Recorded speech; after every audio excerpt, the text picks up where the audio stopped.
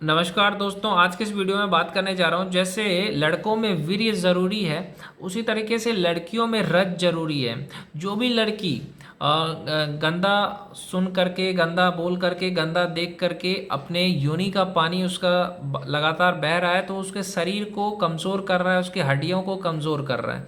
तो आज इस वीडियो में बताऊंगा कि जो लड़की है, ये जो औरत है, वो ब्रह्मचर्य का पालन कैसे करें। तो चलिए इस वीडियो को हम शुरू करते हैं। तो भैया, मैंने जैसे आपको बताया कि स्त्रियों के लिए कैसे ब्रह्मचर्य है। जी नहीं, ब्रह्मचर्य पुरुष और स्त्रियां दोनों के लिए है, परंतु दोनों का स्वरूप अलग अलग है। पुरुष के लिए जैसे पौरुष धर्म है, वैसे ही स्त्रियों के लिए स्त्री धर्म है। पुरुषों के लिए समस्त इंद्रियों का ब्रह्मा को समर्पण ब्रह्मचर्य है, और स्त्रियों के उनके पति की ब्रह्म स्वरूप होने के कारण अपनी इंद्रियों का अपने पति को समर्पण ही उनका ब्रह्मचर्य है। यानी जो आपके पति हैं वही आपके देवता है, उनके अलावा आपको किसी और के बारे में सोचना भी नहीं है, और के बारे में ज़्यादा देखना भी नहीं है। बाकी जितने भी लड़के हैं वो आपके लिए दोस्त हो सकते हैं, भाई हो सकते हैं, लेकिन आपका पति का जगह कोई नहीं ले सकता। यही आपके लिए ब्रह्मचर्य है, जो औरत है उनके लिए। अतः जो स्त्री विवाह पूर्व अपना शील और अपनी पवित्रता बनाए रखती है और विवाह के पश्चात पूरा जीवन अपने पति मात्र को अपनी समस्त इंद्रियां समर्पित करके रहती है, उसे आजीवन ब्रह्मचर्य का फल मिलता है। जो सिर्फ अपने पति के साथ ही कुछ भी गलत करती है तो वो गलत है। यानी पति के साथ कुछ भी गलत नहीं करना है आपको, समझ रही हो।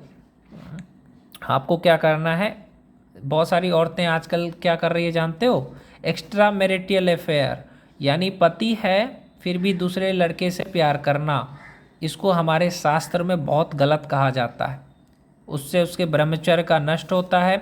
जो लड़की बॉयफ्रेंड के होते, जो औरत बॉयफ्रेंड के रहते हुए दूसरे के पास जाती है, उसका उम्र घट जाता है, उसकी सुंदरता घट जाती है। ये साइंस भी कहता है और शास्त्र भी कहता है।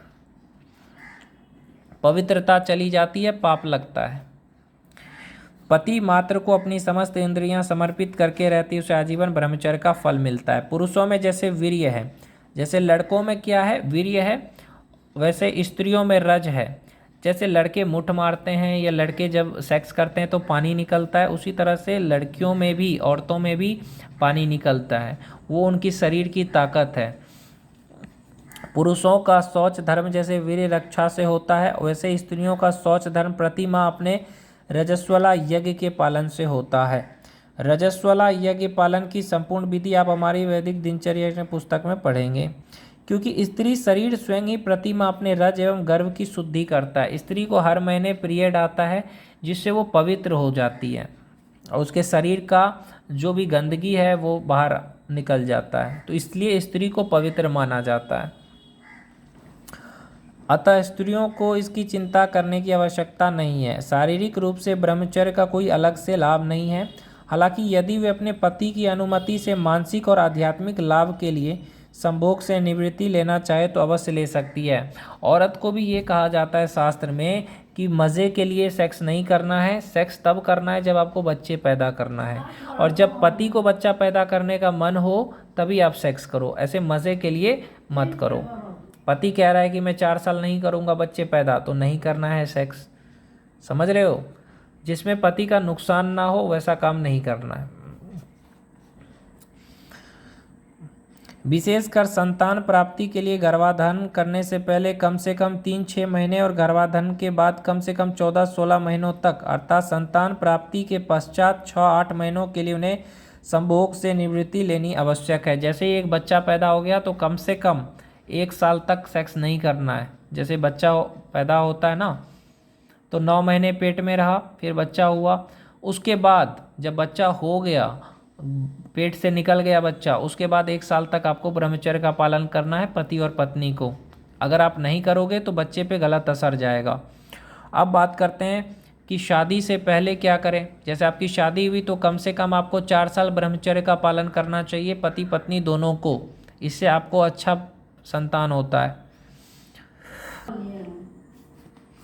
जहाँ तक बात रही आजीवन ब्रह्मचर्य की, स्त्री के लिए बात कर रहा हूँ। आदर्श रूप से हर स्त्री का विवाहित होना आवश्यक है, क्योंकि स्त्री के मोक्ष का मार्ग विवाह से है। एक स्त्री के लिए उसका पति ही उसका गुरु और गोविंद है, अतः उसके विवाह संस्कार से ही उसको उसके उपनयन संस्कार का और पति के घर के वास से ही गुरुकुल वास का, गृहाग्नि रसोई से हवन कर्म का और मंगलसूत्र पहनने से ही जनेऊ पहनने का फल मिलता है। ये मनुस्मृति में भी लिखा हुआ है, चाणक्य नीति में भी लिखा हुआ है कि पति ही उसके भगवान है और विवाह संस्कार से उसके उपनयन संस्कार, पति के घर में जो वास करती है वो गुरुकुल के वास का फल मिलता है, घर रसोई में खाना बनाने से हवन करने का फल मिलता है और मंगलसूत्र पहनने से जनेऊ पहनने का फल मिलता है। किसको? स्त्री को। परंतु यदि पूर्व कर्मों के फलस्वरूप उसका विवाह न हो या वैराग्य योग के कारण पति का वरण करने में असमर्थ हो, इस स्थिति में भगवान को अपना पति स्वीकार कर समस्त जीवन ब्रह्मचारिणी बन के रह सकती है। अगर आप किसी लड़के से प्यार करती हो, उसके साथ आपका शादी नहीं हुआ, तो आपको दूसरे लड़के से शादी नहीं करना है, आपको भगवान को अपना पति बना लेना है, भगवान को।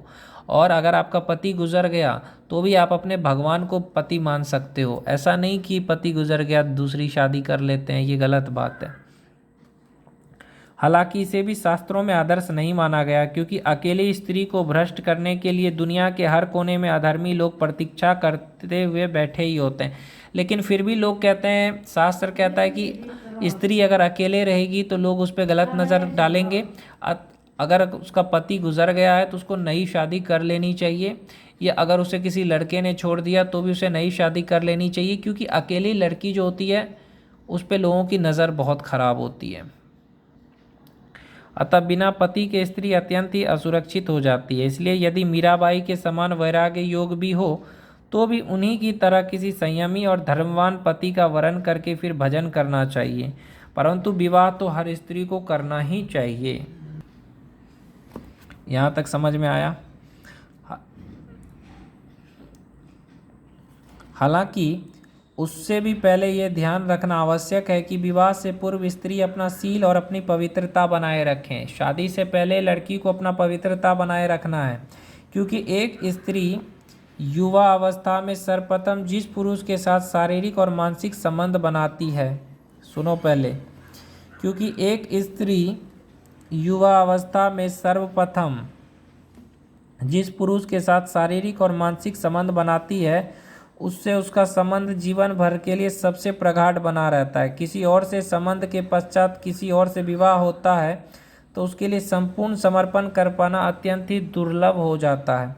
या पहले से, शादी से पहले अगर उस लड़की ने बॉयफ्रेंड बना लिया, सेक्स कर लिया, उसके बाद अगर वो किसी और से शादी करेगी तो उसके लिए दूसरे लड़के के साथ समर्पण कर पाना कठिन हो जाएगा। अतः हर युवा स्त्री को चाहिए कि अपनी शील और पवित्रता को विवाह के समय तक बनाए रखें, और जब विवाह हो उसके पश्चात अपने पति को अपना मन, हृदय और इंद्रिय सब संपूर्ण रूप से समर्पण करके उसकी सेवा करें।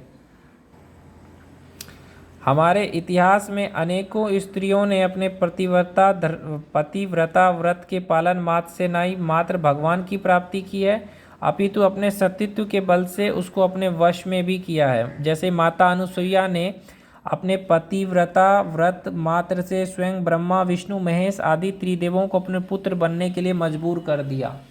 इतना शक्ति होता है पतिव्रता धर्म में, जो सिर्फ अपने पति की ही पूजा करे। कौशिक ब्राह्मण की पत्नी ने अपना पति वैश्यागामी होने के पश्चात भी उसकी रक्षा के लिए अपने पतिव्रता व्रत के बल से 10 दिन तक सूर्योदय नहीं होने दिया था। पति को बचाने के लिए एक ब्राह्मण औरत ने 10 दिन तक सूर्य को उगने नहीं दिया, क्योंकि उसको श्राप था कि सूर्य उगते ही सूर्य अगर आएगा तो उसका पति मर जाएगा। तो इतना धर्म होना चाहिए पत्नी के पास। और स्वयं देवता और भगवान तक इसके लिए कुछ नहीं कर पाए थे।